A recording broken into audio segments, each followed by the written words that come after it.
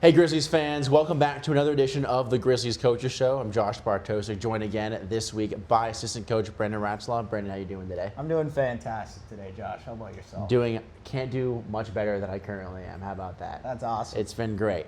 It's been a while since we've done one of these. It's been a lot of movement, top prospects, trade deadline, seasons wrapping up, but we'll focus on the trade deadline. This team looks a lot different than they did pre versus post. What's the biggest improvement you've seen in this team now post trade deadline?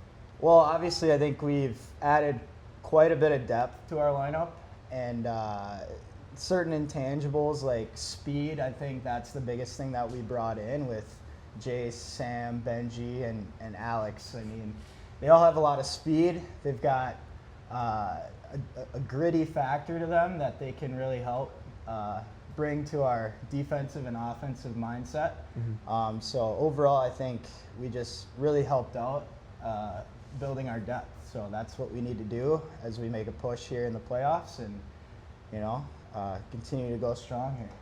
Well, they all certainly have made an impact so far. You mentioned that depth played a big role this past weekend against St. Louis, a big sweep to kind of get sole possession of second place in the division for now. And before that, it was a big win against West Bend, just their third regulation loss of the season. You've won 7 of your last 8 games now. Mm-hmm. How big is momentum, especially at this juncture of the season? 4 games left, playoffs right on the horizon. It's everything. I think there's a saying that goes, it's about getting hot at the right time. And, some teams have been hot all year, and then, we've been kind of riding the roller coaster for the majority of the year, which is fine. But now we're at a point where we found our stride, and we're getting hot at the right time. So it's continuing to put together 60-minute games, one after another, leading into playoffs so that we have that habit built in our mindset that we can play a consistent game. And, we put together a consistent game against West Bend, like you said, and the results were great. And seeing those results is really a good thing for our guys, especially when you lack confidence against certain teams. Just seeing a win is everything. So we got to continue to stay hot, play the right way, and straight grease. Straight grease, 100%. And final road series, I should say, of the season this coming weekend against Wausau. Probably most likely a potential early playoff preview. Seems almost pretty much dead set those two teams will face in a few weeks as well. Yep. Does that play a factor on the road this weekend, knowing you're probably going to play them again in a few weeks? We just want to take it a game at a time. These are still big points for us. Mm-hmm. We want that home ice advantage, but looking at the matchup, it's more than likely going to be us and Wausau that first round. So this weekend is huge. We need to put together 2 great games on the road, and it's like I said, building confidence against certain teams at the right time, and knowing that they could be our first round matchup. We want to test ourselves now during the last regular season weekends here, and see how we pair up against them now and just play the right way. That's all we ask for, is to play the right way.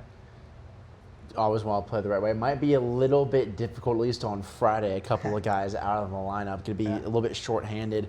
What's the biggest lesson going into that? Just kind of the talking point when you know you're going to be down a few guys for at least one game of this series? Well, the first thing is we have to be more disciplined.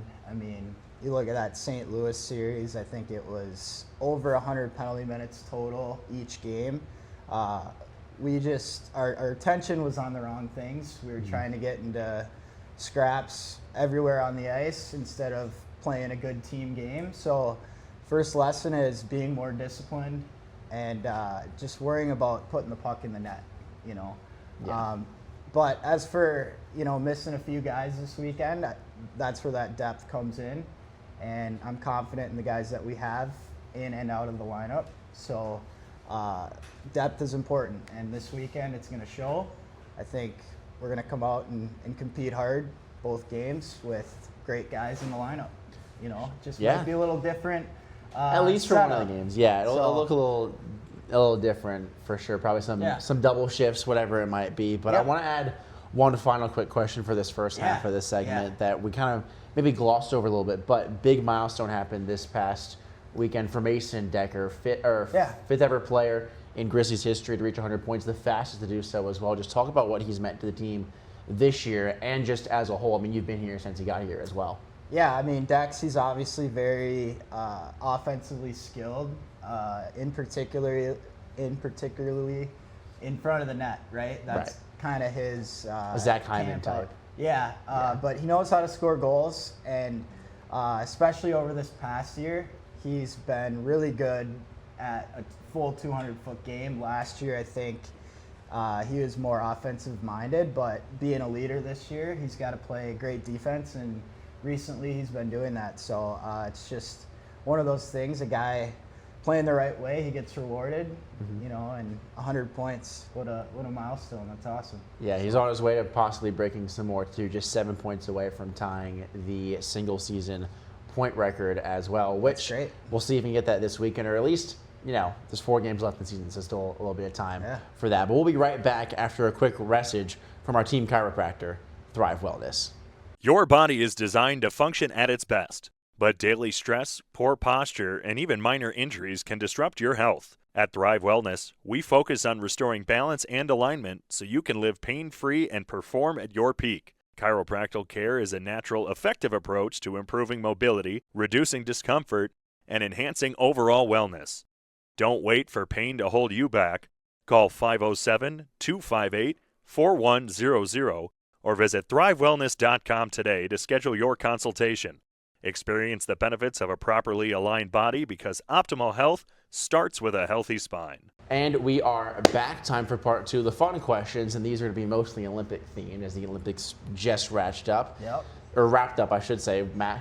Whatever. Point being, both the men's and women's team for the U.S. won gold for the men the first time in 46 years. The women's team, probably the most dominant run we've seen, not just in women's hockey, but I think in Olympic hockey in history, with 33-2, I think, or 36-2 was the outscoring margin for them. I mean, it was unreal. Just how much fun was it to see both the men's and the women's team win gold this year?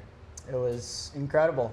2 for 2. I mean, the men's team, I was a little skeptical at first, not gonna lie. There was some snubs left off the roster, but hey, that's why I'm not a GM at that level. They came, they saw, they conquered.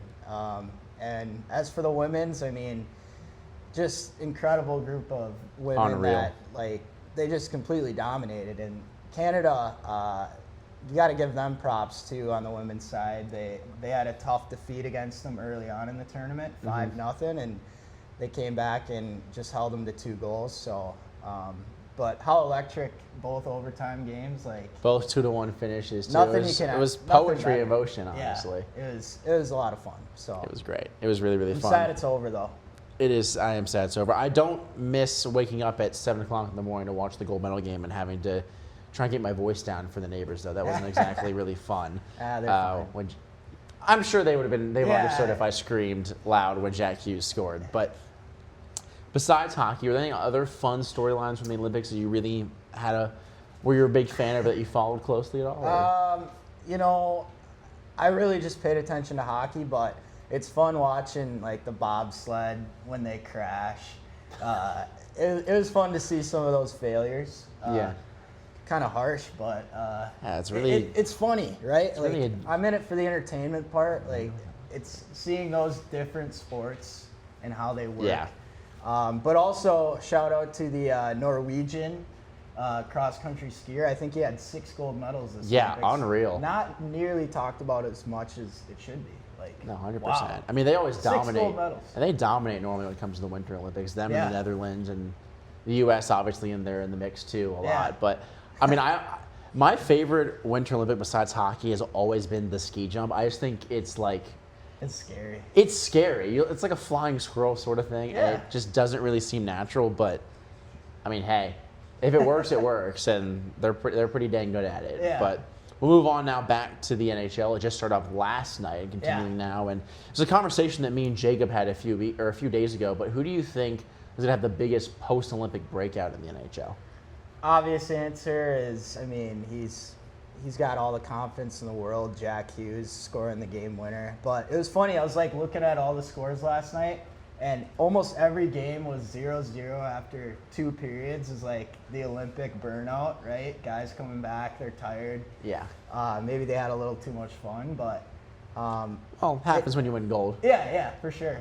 But the other part of this is I can see some of the snubs I was coming just gonna back say that, and yeah. taking it personal. Like, all right, I'm gonna show you the rest of the year what I got. Like Connor Bedard, he's gonna break out. I think he's the biggest one He because is Canada unbelievable. lost.